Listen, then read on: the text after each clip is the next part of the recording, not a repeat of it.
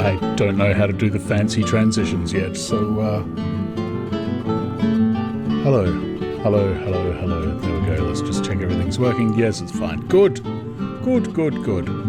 Alright, so, tonight we'll be recording Chapter 2 of Frankenstein. Let's just do a quick recap of where we are at the moment. We have recorded Chapter 1 and Chapter 2 and decided that we were unhappy with the characterization of Victor Frankenstein, the main character, so we've gone back and we've recorded Chapter 1, which has now been edited in completion. It's got all the sound effects and music, everything in there, and it sounds fine, and I'm happy with the character work, so we're going to go on and record Chapter 2 in that vein. Alrighty. Okay. Let's just kill this music for a bit. Thank you, Brahms was the first one. I think that was Vivaldi, I'm not sure. Alright. Okay. I can't hear myself very well. There we are. Turn myself up. Check, we are on the Yeti. Test 1, 2, 3, 4, 5. Hello. Yes. Everything's fine. Alright, I hear some additional fans. There we go, that one's gone. Just the residual hum of my computer, which, alas, cannot be helped. Yet. I hope in future to make enough cash through this to build a better little studio. Okay, so that's a little swig before we start. Mineral water and lime juice is my magic formula. And if that's not strong enough, some citric acid powder I've got around here somewhere, which is amazing for, shocking your tongue into life. Okay. Oh, that computer's quite loud, isn't it? I may need some new equipment. Come on now. Shoo. Why are you showing off? You're normally a good girl. Oh, it's being noisy. Alright, I'm just going to have to hope, essentially, that doesn't get picked up. And I will move just a little bit further away. Yeah, that sounds better. Good. Okay. Recording.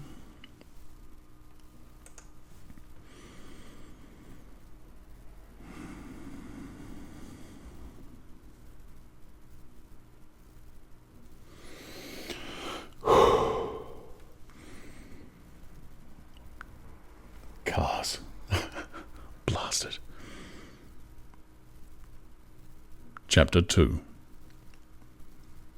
We were brought up together. There was not quite a year difference in our ages. I need not say that we were strangers to any species of disunion or dispute. Harmony was the soul of our companionship, and the diversity and contrast that subsisted in our characters drew us nearer together. Elizabeth was of a calmer and more concentrated disposition, but with all my ardour, I was capable of a more intense application, and was more deeply smitten with the thirst for knowledge. Cars. She busied herself with following the aerial creations of the poets, and in the majestic and wondrous scenes which surrounded our Swiss home, the sublime shapes of the mountains, the changes of the seasons, tempest and calm, the silence of winter, and the life and turbulence of our alpine summers. She found ample scope for admiration and delight. While my companion contemplated with a serious and satisfied spirit the magnificent appearance of things, I delighted in investigating their causes.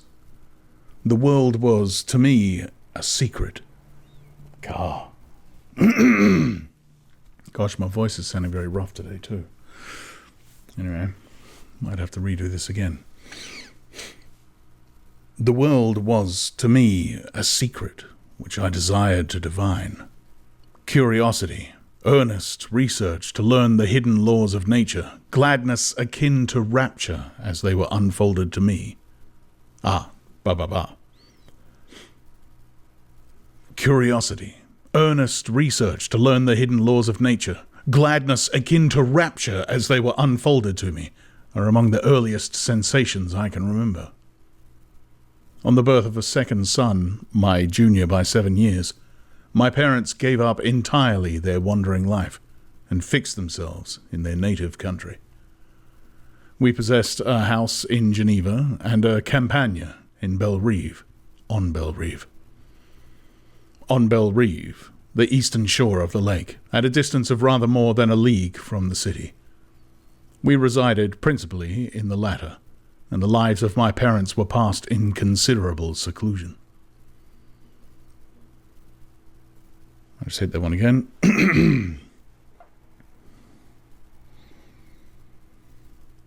And the lives of my parents were passed in considerable seclusion. It was my temper to avoid a crowd, and to attach myself fervently to a few. I was indifferent, therefore, to my school fellows in general, but... gosh. I united myself in the bonds of the closest friendship to one among them. So many cars.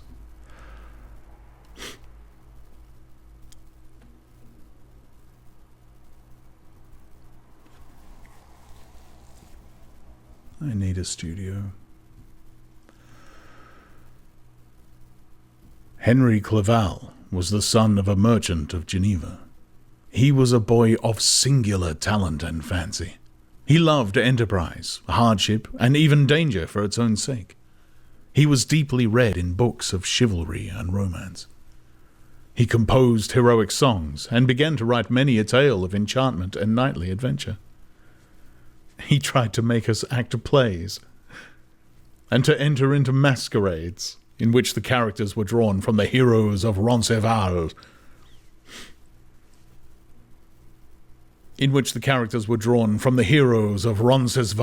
of the Round Table of King Arthur, and the chivalrous train who shed their blood to redeem...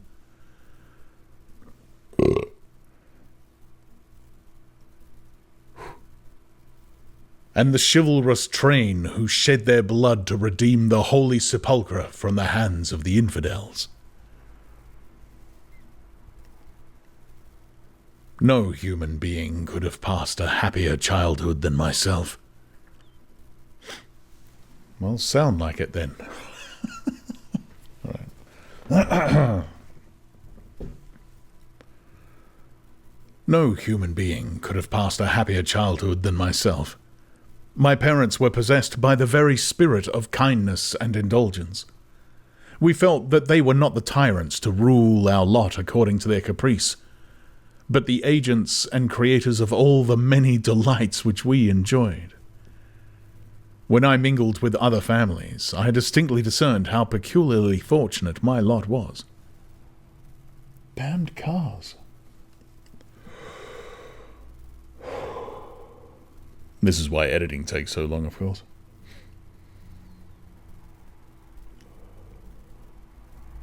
And recording, for that matter. All right.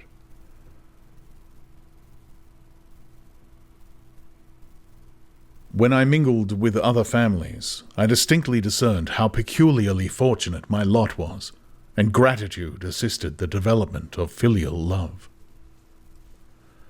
My temper was sometimes violent, and my passions vehement, but by some law in my temperature they were turned not towards childish pursuits, but to an eager desire to learn, and not to learn all things indiscriminately. I confess that neither the structure of languages, nor the code of governments, nor the politics of various states possessed Hold.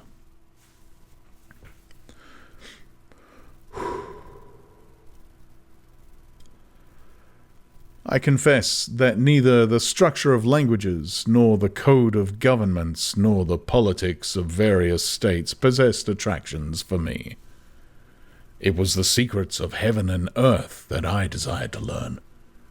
And whether it was the outward substance of things or the inner spirit of nature and the mysterious soul of man that occupied me, still, my inquiries were directed to the metaphysical. Or, in its highest sense, the physical secrets of the world. Meanwhile, Clerval occupied himself, so to speak, with the moral relations of things. The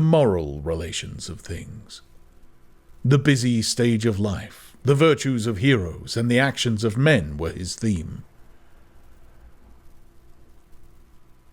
And his hope and his dream was to become one among those whose names are recorded in story as the gallant and adventurous benefactors of our species.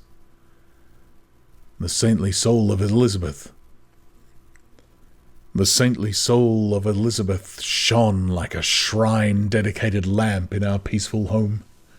Her sympathy was ours, her smile, her soft voice, the sweet glance of her celestial eyes were ever there to bless and animate us. She was the living spirit of love to soften and attract. I might have become sullen in my study, rough through the ardour of my nature, but that she was there to subdue me, to a semblance of her own gentleness. And Clerval could aught ill entrench on the noble spirit of Clerval, yet he might not have been so perfectly humane, so thoughtful in his generosity, so full of kindness and tenderness amidst his passion for adventurous exploit, had she not unfolded to him the real loveliness of beneficence. Beneficence.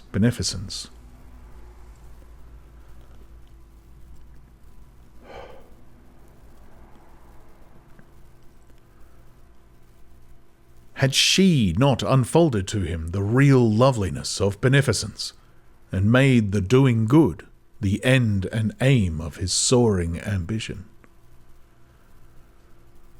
I feel exquisite pleasure in dwelling on the recollections of childhood, before misfortune had tainted my mind and changed its bright visions of extensive usefulness into gloomy and narrow reflections upon self. Before misfortune. No.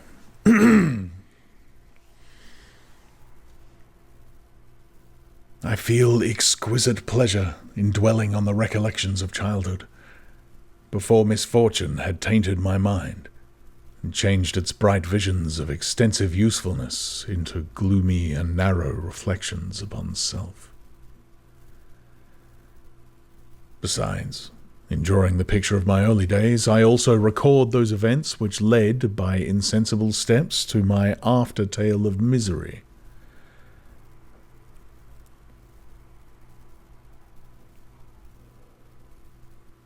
For when I would account to myself for the birth of that passion which afterwards ruled my destiny, I find it arise like a mountain river from ignoble and almost forgotten sources. But, swelling as it proceeded, it became the torrent which in its course has swept away all my hopes and joys. Natural philosophy is the genius that has regulated my fate. I desire, therefore, in this narration, to state those facts which led to my predilection for that science.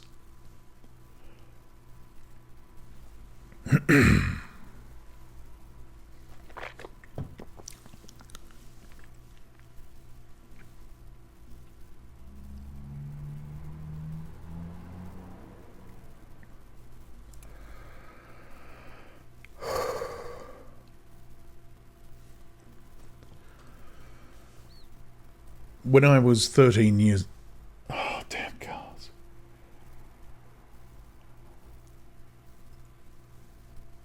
When I was 13 years of age, we all went on a party of pleasure to the baths near Thonon. The inclemency of the weather obliged us to remain a day confined to the inn. In this house, In this house, I chanced to find a volume of the works of Cornelius Agrippa. I chanced to find a volume of the works of Cornelius Agrippa. I opened it with apathy. The theory which he attempts to demonstrate... Wait. Yeah. I opened it with apathy. The theory which he attempts to demonstrate, and the wonderful facts which he relates, soon changed this feeling into enthusiasm. A new light seemed to dawn upon my mind, and bounding with joy, I communicated my discovery to my father. My father looked carelessly at the title page of my book and said,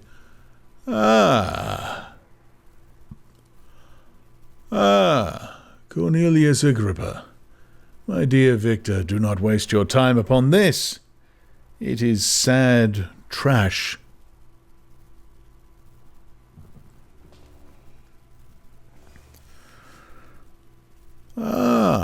Cornelius Agrippa. Oh, my dear Victor, do not waste your time upon this. It is sad trash. If, instead of this remark, my father had taken the pains to explain to me that the principles of Agrippa had been entirely exploded, and that a modern system of science had been introduced which possessed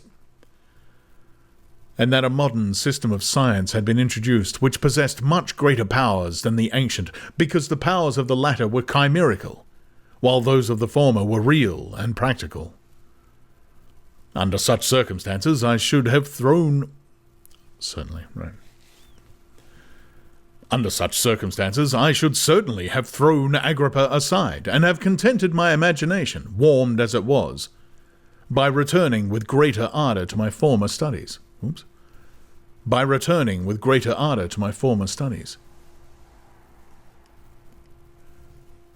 It is even possible that the train of my ideas would never have received the fatal impulse that led to my ruin. But the cursory glance my father had taken of my volume were... But the cursory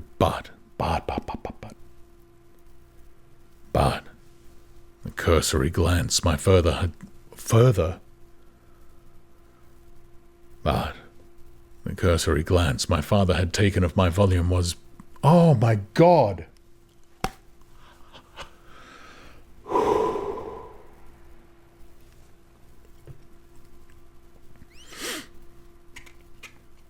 But the cursory glance my father had taken of my volume by no means assured me that he was acquainted with its contents, and I continued to read with the greatest avidity.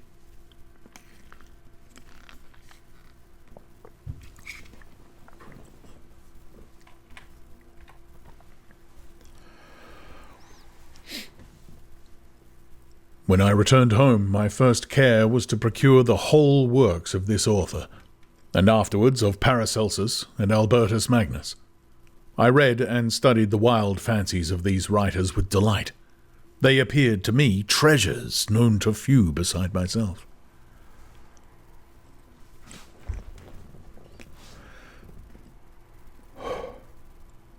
Why are there so many cars at the moment?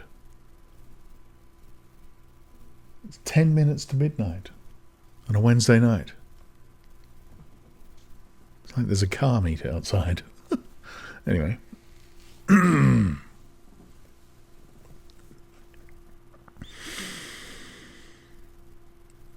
They appeared to me treasures known to few beside myself.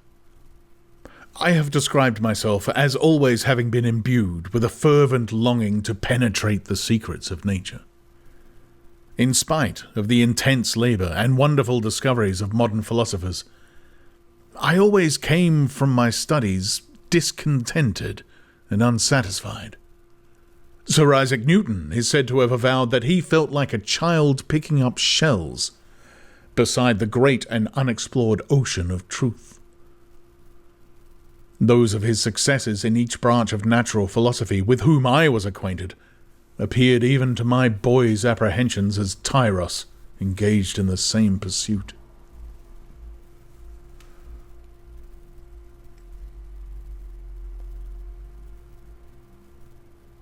Loud car with thumping bass. Awesome, awesome. Got a lot of vehicle enthusiasts around my place. Lots of loud engines. Anyway.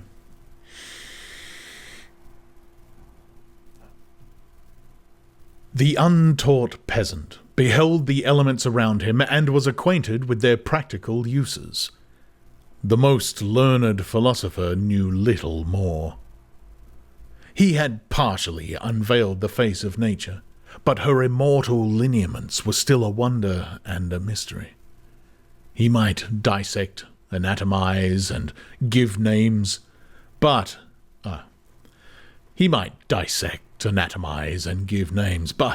not to speak of final causes. Not to speak of final causes in their secondary and tertiary grades were utterly unknown to him.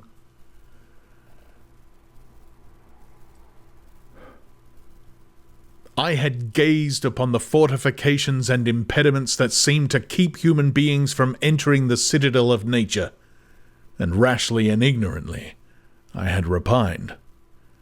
But here were books, and here were men who had penetrated deeper and knew more. I took their word for all that they averred, and I became their disciple. It may appear strange that such should arise in the 18th century, but while I followed the routine of education in the schools of Geneva, I was, to a great degree, self-taught with regards to my favourite studies. My father was not scientific, and I was left to struggle with a child's blindness, added to a student's thirst for knowledge. Under the guidance of my new preceptors, I entered with the greatest diligence into the search of the philosopher's stone and the elixir of life. But the latter soon obtained my undivided attention. Wealth was an inferior object, but what glory would attend the discovery if I could banish disease from the human frame and render man invulnerable to any but a violent death. It's always a question whenever I get to invulnerable whether I'm going to pronounce the L or not. Sometimes I do, sometimes I don't. It's a bit arbitrary. Most people don't, of course. A lot of people don't even know there's an L there, but there is, and sometimes I pronounce it.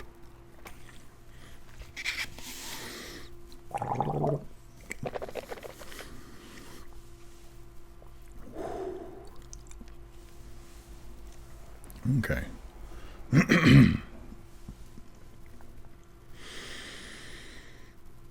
Nor were these my only visions. The raising of ghosts or devils was a promise liberally accorded by my favourite authors, the fulfilment of which I most eagerly sought. And if my incantations were always unsuccessful, I attributed the failure rather to my own inexperience and mistake than to a want of skill or fidelity in my instructors. And thus, for a time, I was occupied by exploded systems, mingling like an unadept, 1,000 contradictory theories, and floundering desperately in a very slough of multifarious knowledge.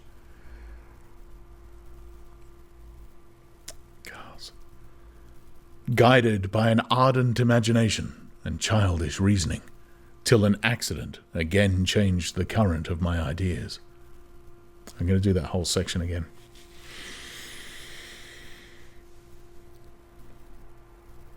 And thus, for a time, I was occupied by occupied? All right. Yes, occupied. All right. And thus, for a time, I was occupied by exploded systems, mingling like an unadept 1,000 contradictory theories, and floundering desperately in a very slough of multifarious knowledge, guided by an ardent imagination and childish reasoning. No. guided by an ardent imagination and childish reasoning, till an accident again changed the current of my ideas. When I was about 15 years old, we had retired to our house near Bellerive, when we witnessed a most violent and terrible thunderstorm. It advanced from behind the mountains of Jura, and the thunder burst at once with frightful loudness from various quarters of the heavens. I remained, while the storm lasted, watching its progress with curiosity and delight. As I stood at the door, on a sudden I beheld a stream of fire issue from an old and beautiful oak which stood about 20 yards from our house. And so soon as the dazzling light vanished, the oak had disappeared, and nothing remained but a blasted stump. When we visited it... That's a tongue twister. Try that one yourself. Visited it.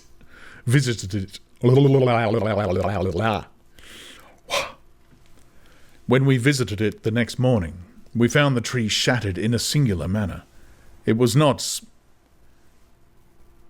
splintered by the shock, but entirely reduced to thin ribbons of wood. I never beheld anything so utterly destroyed. Before this, I was not unacquainted with the more obvious laws of electricity. On this occasion, a man of great research in natural philosophy was with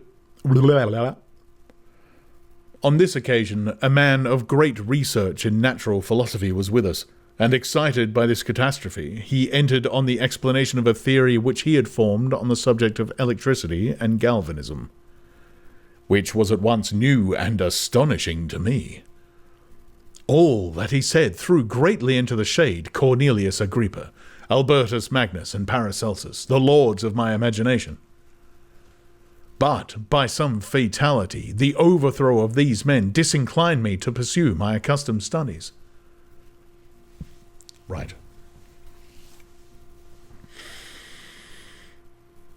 Yeah, back.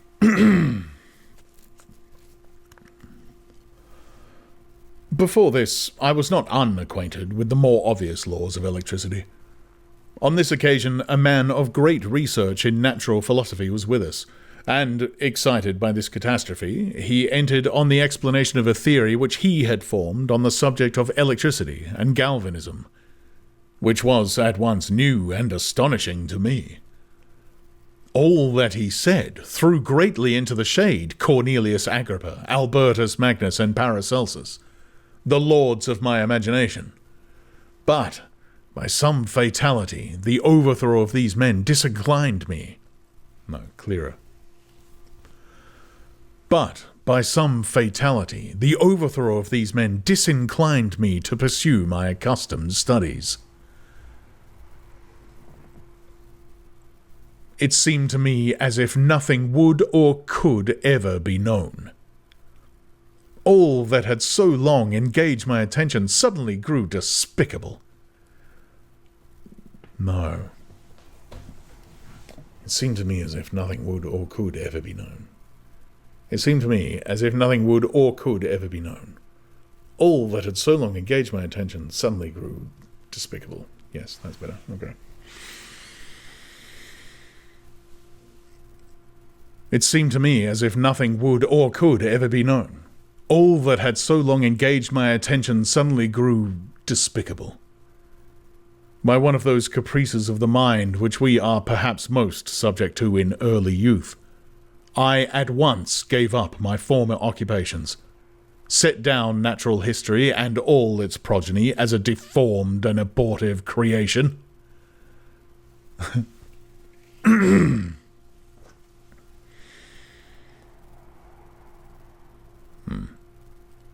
Set down natural history and all its progeny as a deformed and abortive creation, and entertained the greatest disdain for a would-be science which could never even step within the threshold of real knowledge.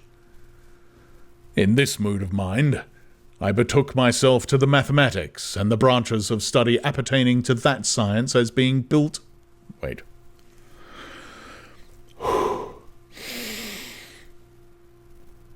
In this mood of mind, I betook myself to the mathematics, and the branches of study appertaining to that science as being built upon secure foundations, and so worthy of my consideration.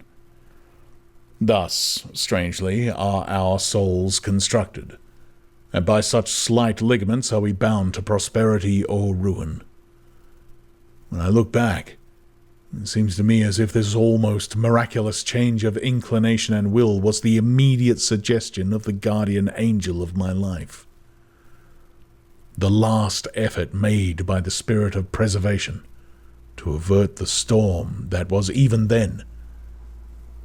Cars.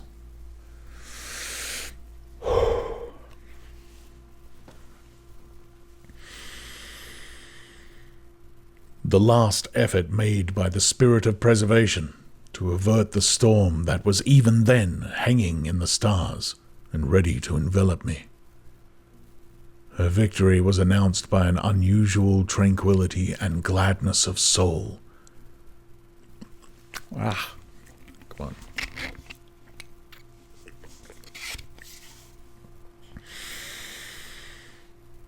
Her victory. Cars, oh my word. If it's not one thing, it's another.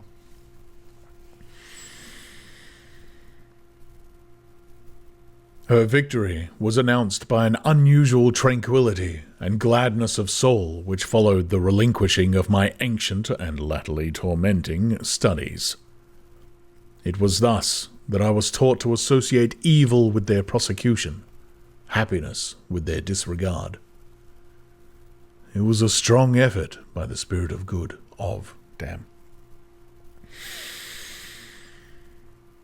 It was a strong effort by the... Oh, man, come on. It was a strong effort of the spirit of good, but it was ineffectual.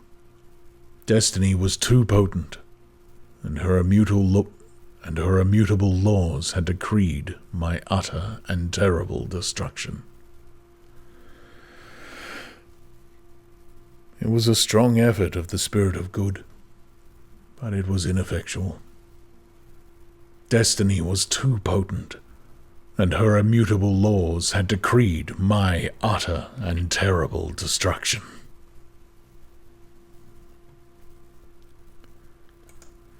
Good. All right, 29 minutes. So the end file should end up being about 15 after all the editing.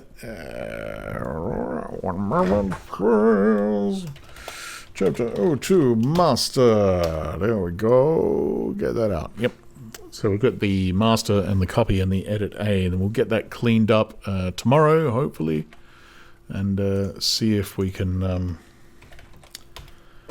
start catching up. Hopefully I'll get all of Frankenstein finished by the time Alice has finished playing. That would be great. If for no other reason that I like being a book ahead, because that takes a lot of stress off my shoulders. Even though I just take that stress and put it right back on by giving myself a bunch of other work to do. But that's fine. That's fine. All right. Lovely. So that's it, I guess, for the recording session. Thanks for coming along. I hope you found something entertaining or interesting. As usual, if you have any questions about the recording process or editing or anything like that, jot them down either on the YouTube community pages or on Twitter or wherever you find this stuff, on Twitch, wherever it is. Excellent. Thanks again. Thanks for listening. The audiobooks, they really are great. And if they can be my job, that would be wonderful. Okay. Have a good one. Bye-bye.